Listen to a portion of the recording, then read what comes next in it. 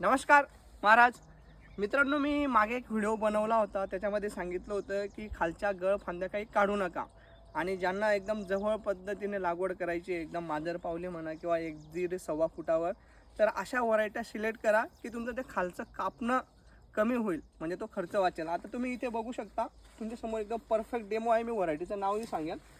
हे बघा, आता हे झाड बघा पूर्ण. मी थोडंसं बाजूला घेतो, दिसतंय? हे बघा हे झाड. आता हे झाड बघा राजा हो. आता हे झाड झालं. आता याच्यानंतर हे झाड बघा. हे बघा, आता हे झाड. आता ह्या झाडाला या कैऱ्या बघा. आणि मी तुम्हाला दाखवण्याचा काय प्रयत्न करतो ते बघा. आता इथून याला कुठेच गळ फांदी आलेली नाही आहे. आता हे बघा, हे आलंय. ही आपण गळ फांदी कट का बरं करतो की यांना जोर लागला पाहिजे. पण मी काय सांगत होतो तुम्हाला तिथे की अशा व्हरायट्या निवडा की त्यांना गळ फांदी कमीत कमी येईल किंवा तिची वाढ होणार नाही किंवा येणारच नाही. तर इथे बघा, गळ फांदीच नाही आहे मित्रांनो. दिसते का तुम्हाला?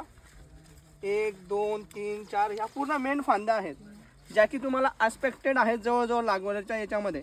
आणि मी तिथेही सांगितलं होतं, एक व्हिडिओ बनवला होता. जवळजवळ प्लांटेशन करायचं असेल, आता यांनी फक्त कितीवर केलेलं आहे प्लांटेशन? जवळजवळ 1.5 फुटावर केलेलं आहे.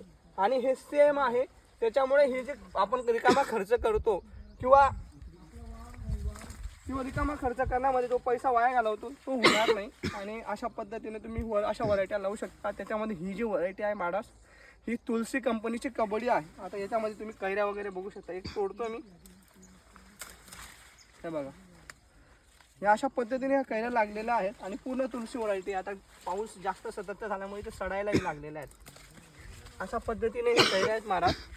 हे मेन सांगण्याचं उद्दिष्ट होतं की आपला पैसा जिथे वाचवता येईल तिथे वाचवा.